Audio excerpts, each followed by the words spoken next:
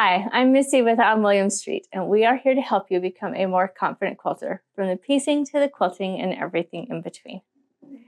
This week, we are going to show you one of the tricks that I use when it comes to machine binding.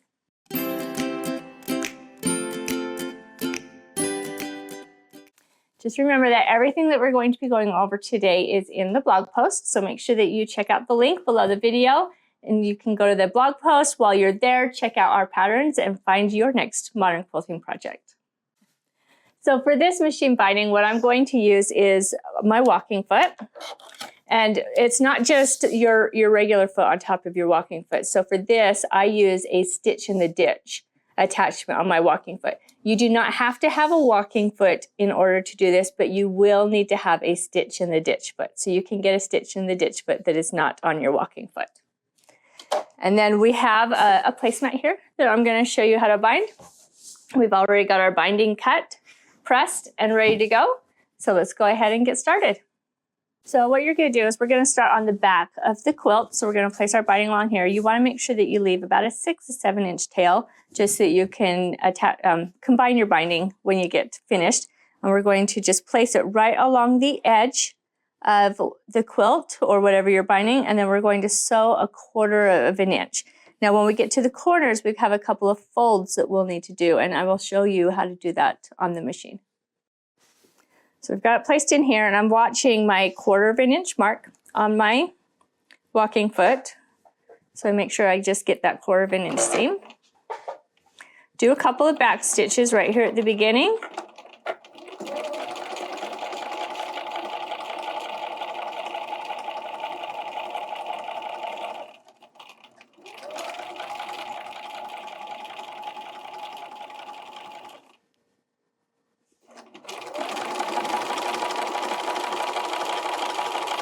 And then we're going to sew all the way down to about a 1/4 of an inch on this end too. It doesn't have to be exact, but just get as close as you can. And then I always like to do just one more back stitch. Then we're going to lift it up, pull it out. And what you're going to do is you're going to fold your binding up. So keep your finger over on this side, because you want your binding to line right up on this edge. Fold it up so you've got a 45-degree angle. And then we're going to fold it back down over the top. Make sure it's all lined up, nice and square. And then flip it over and just start sewing right at the top. Whoops. Got my finger stuck in the needle. Do a little bit of back stitch and then keep going and do that on all of your corners all the way around.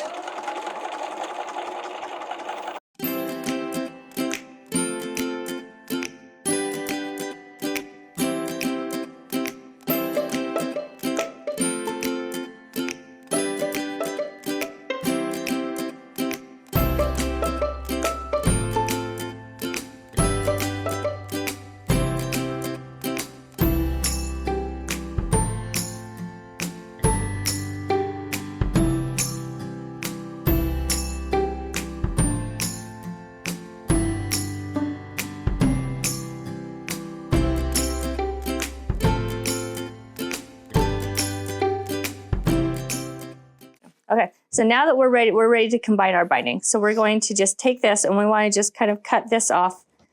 Give it a couple of inches from where we started, and we'll trim that off.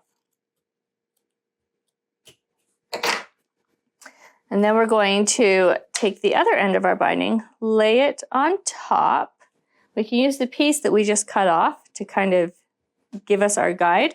So we want to lay it right there on top of where that bottom piece is. Fold it open so that that crease from the binding is over the top of it. And then we're going to want to cut this binding piece right along this edge.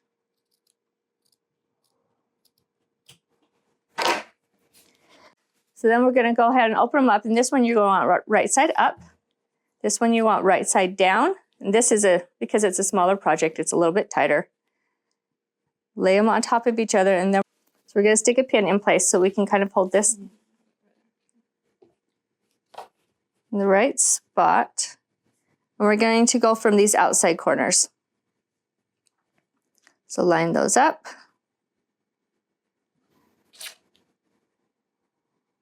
Get our pin, kind of hold that in place. And then we'll go ahead and make sure you're still lined up on the bottom when you move it over to the sewing machine. Okay, and then we can go ahead and trim this.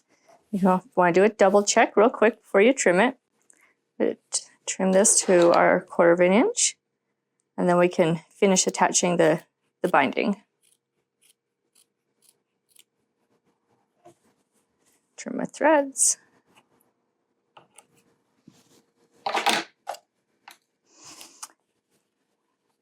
I like to give this just like a little bit of a finger press to make sure that things are laying correctly.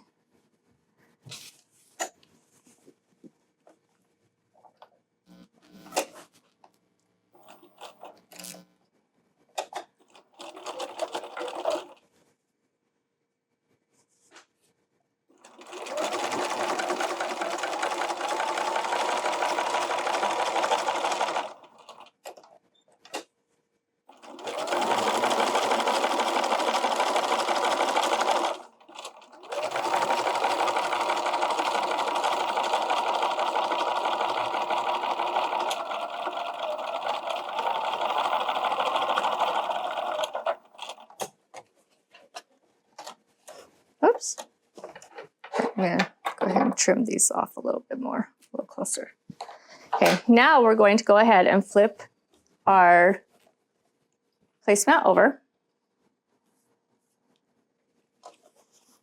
And we can start really at just the same place. We're going to fold this over, and I like to stick a pin or one of these little clips or something just in this first spot, just to kind of help hold it in place, so that I just have a little extra hand.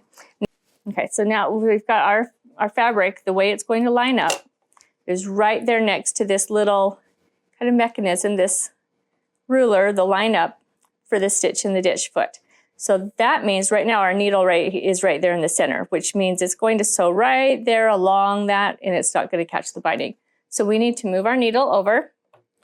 I usually move it over 2. If you're just learning, you might want to move it over 3 positions, but just kind of use that as a guide, and you can always adjust it if you need to as you're going, if it's not quite catching your binding.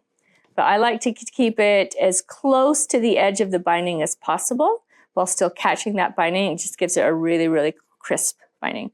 And then just want to keep that stitch and the ditch foot right there against the side. We'll do a couple of back stitches. We can get rid of this now. Keep our binding folded over as we go. We're just going to keep that just snug right there against the foot.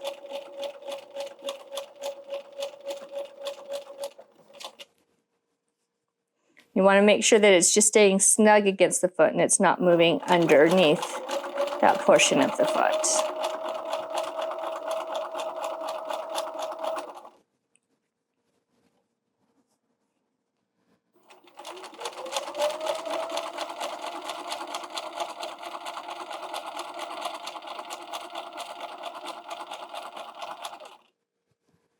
And when we get a little closer to the corner, I like to have a couple of pins to just kind of stick in here. So we're going to stick one right there. Just kind of hold it because I want to keep this at a nice 45-degree angle. So I'm just going to hold that in place for a minute.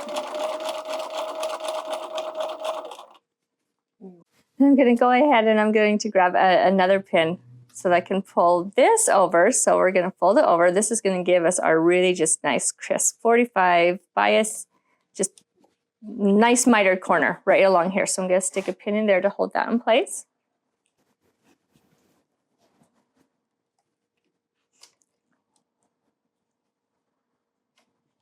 Go ahead and move this one out of the way.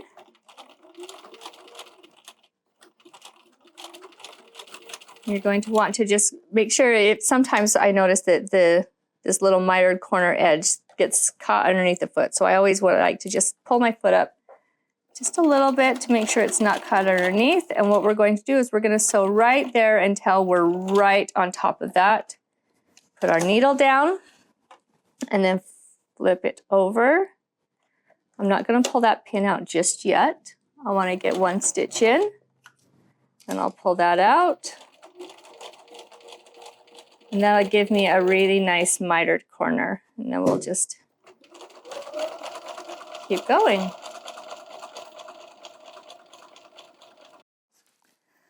So you can see how using that stitch in the ditch foot keeps your binding just really nice and even and close to the edge of the binding.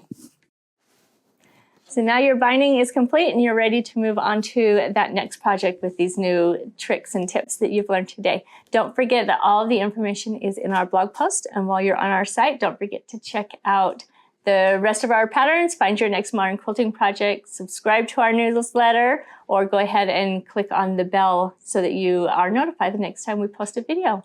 And happy quilting!